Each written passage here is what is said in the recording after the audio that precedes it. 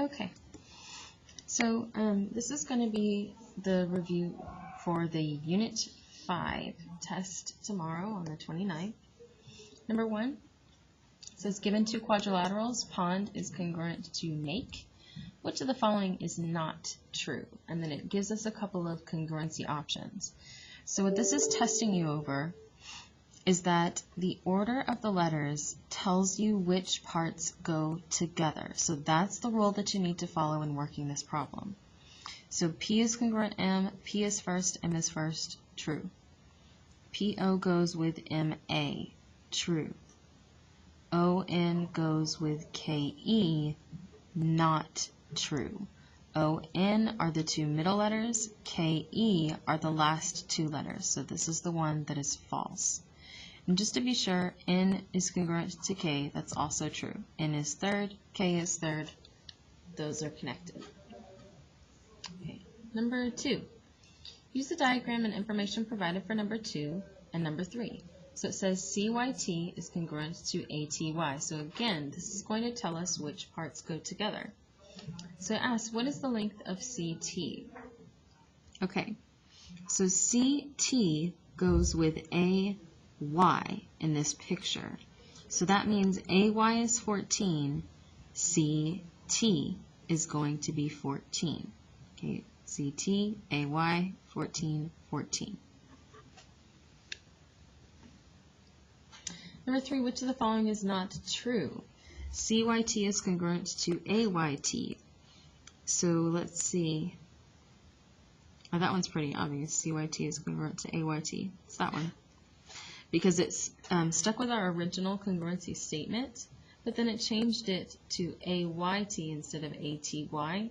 So that's the one that's not going to be true. But just to double check. Okay, so we've got AY and CT. Those are both 14. Okay.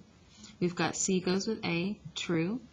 And we have CY goes with AT, also true. Okay. Given the diagram, which statement is a direct conclusion, given that K is the midpoint of ML? So a direct conclusion means what can you know immediately just from knowing only this information. So it's not asking like, are the triangles congruent? What else would you know? It's just asking, what does this one sentence tell you? So it says point K is the midpoint of ML. If this is a midpoint, that makes those two sides congruent. So MK is congruent to KL. That's the direct conclusion. Number 5, circle diagrams that represent angle, angle, angle, or side, side, angle. So remember, these are the false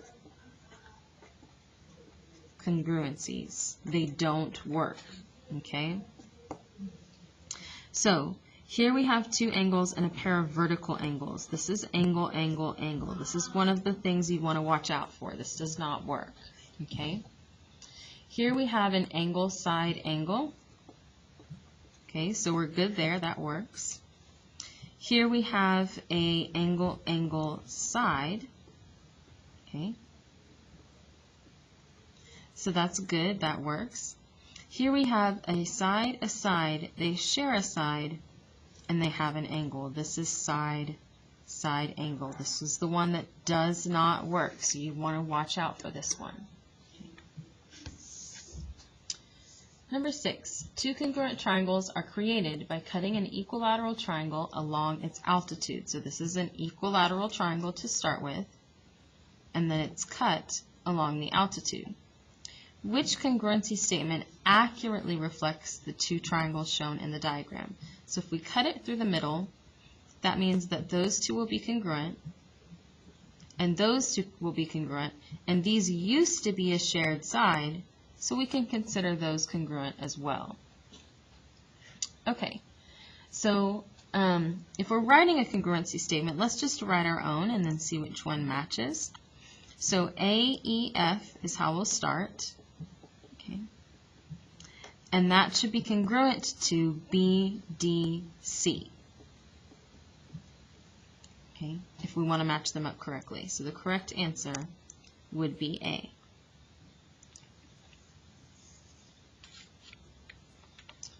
All right, number 7. Angle, angle, angle, or side, side angle is enough information to prove triangles are congruent. False. We've known that for a while. These are the false congruencies. 8. For which one of these statements can the reflexive property be used to justify the statement? Reflexive property means that it's congruent to itself. Okay? So we need to look for something that is talking about being congruent to the same line. Okay, so this one says P is congruent to M. Those are two different things, so no. F is the midpoint of PM. Again, that would make FM and FP. That's not talking about the same line. And then D says KF is an angle bisector. That's not talking about the same angle. That's splitting that angle in half. The one that's talking about reflexive property is the one that says that KF is congruent to KF, which is itself. Find the value of angle X and the measure of angle N. Draw the diagram to help you. Okay, so we're given this information. We need to draw the diagram. Okay.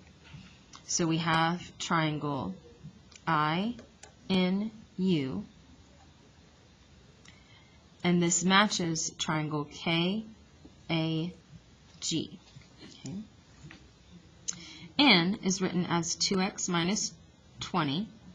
Okay, so that's the angle here. Angle A is written as 4x minus 80. And angle G is written as 5x plus 4. Okay? Now, faculty and staff, hold on. A reminder that we will have a session. Okay. Sorry for that little interruption. So, let's see. Okay, so we've got 2x minus 20, 4x minus 80, and 5x plus 4. So one of these things is actually extra information. We have 3 angles, but only 2 of these angles are angles that we actually know are congruent to each other, and that's N and A. We know that using this congruency statement. So these are the only 2 statements that we want to set equal to each other. So we'll do 2x minus 20 is equal to 4x minus 80. Let's get our x's to one side. So we're going to subtract 2x here and here. Okay. We get negative 20 is equal to, come up here, 4 minus 2 is 2, so 2x minus 80. Add 80. Negative 20 plus 80 is equal to 60. Is equal to 2x. Okay. Divide by 2, and we get x is equal to 30. Okay. Now, in addition to solving for x, it also wants you to find the measure of angle N. So you have to take your x value and go plug it back in to what we had for N. So plugging in 30 for x, 2 times 30 minus 20 gives us our angle degree is 40. Okay? All right, flipping to the back. It says, the 2 images shown below are congruent. Which angle from figure 2 is congruent to angle 1 in figure 1? Okay, now this one's a little tricky because they didn't give you a congruency statement to work with. They really just want you to visualize how this figure was rotated or flipped, and then use that visual to help you figure out which parts correspond with each other.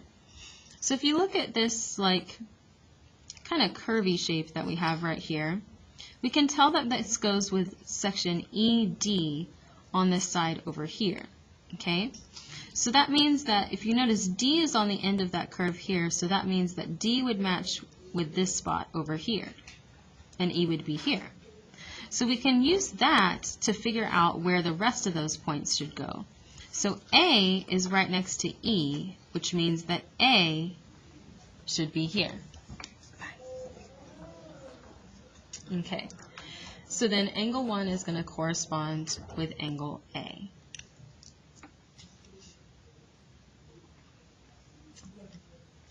Okay. Number 11. Given ABC is congruent to FED, DC equals 15 and AC equals 20. Okay. So let's see. DC, this is this section here, is equal to 15, and AC is equal to 20. Are any statements for how to solve for CF? So that's this right here. Okay, so what we know is that if we subtract 20 minus 15, okay, that gives us that this piece right here is 5. But then it tells us that these two triangles are congruent to each other. So if that's the case, then where AD is 5, CF should also be 5. So a statement for how to solve for CF, okay, CF is equal to 20 minus 15. So in other words, 5. Okay. The diagram shows KAT and one side of triangle RUG. So we've got R and G. What two coordinates can point U satisfy so that these two triangles are congruent? So we've already got KAT on the grid and R and G on the grid. We need to place point U so that it's congruent to this one. So we can do this by looking at the position of point A in relation to K and T. So if we look at how we get to point A, we go over 2 from K and down 2 to A. Now K matches R in the other triangle, so we should also go over 2 and down 2 to get point U, which matches with A. Okay, so one of the coordinates would be 3, -1. Okay. Now, this isn't the only coordinate because you could also take this triangle and flip it to the other side. So instead of going right 2, down 2, we could go left 2, down 2. So we could also have a point U over here, and this triangle is still congruent to that triangle over there. It's just flipped. Okay? So the other coordinate would be -1, -1. Oh, Nathan Guerrero, please come to the attendance office. Nathan Guerrero to the attendance office. All right. Getting closer to the end, it says, use the completed proof above, that should say below. And it's not a completed proof. You got to complete it, so ignore those instructions. Okay. We're going to use this diagram to fill in the pieces of this proof here. Okay. So first, it says SM is congruent to blank because they are corresponding parts of congruent triangles.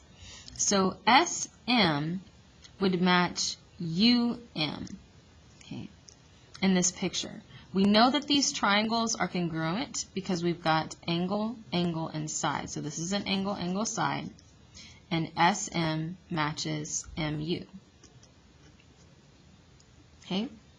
This also makes point M the midpoint of SU since these two are congruent. Okay. Angle ASM is going to be congruent to angle NUM since those are both corresponding parts. Okay. So if ASM equals 30, then U is also going to be 30 because those two angles are congruent. Okay. if SU is equal to 8x plus 2 and MU equals 33, then what's X? Okay. So, it's saying that from S to U, this is 8x plus 2. Then it says that from M to U, this is 33. Now remember, these two are congruent. So if this is 33, this is also 33.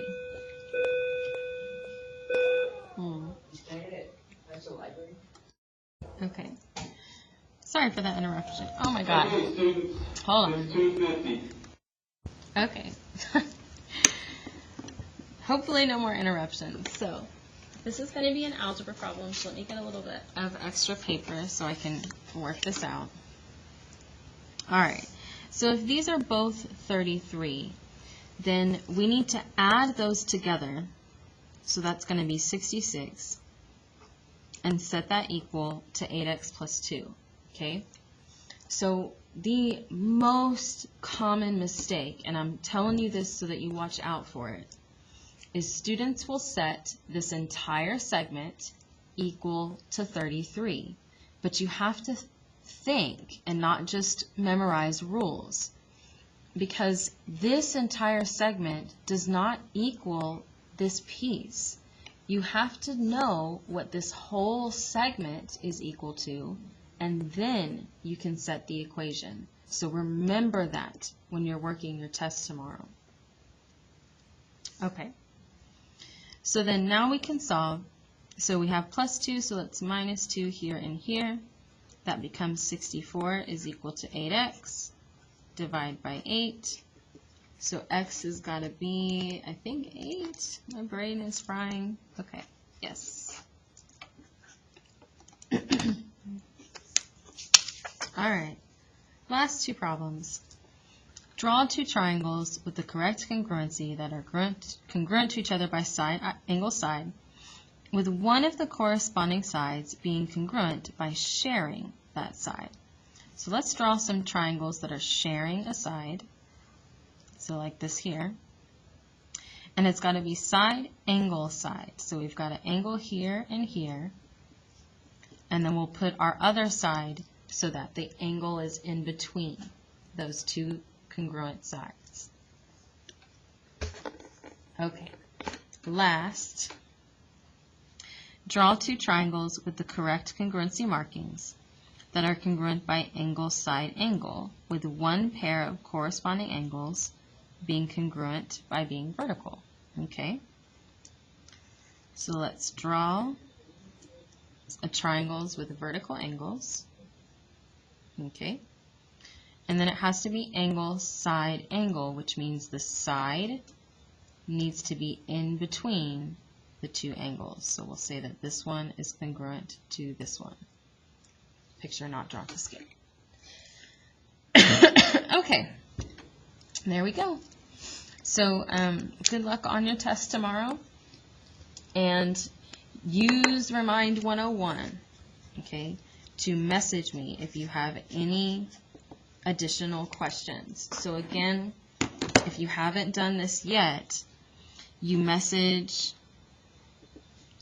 81010, and the code is at GEONKH. Okay. All right. Good luck on your test tomorrow.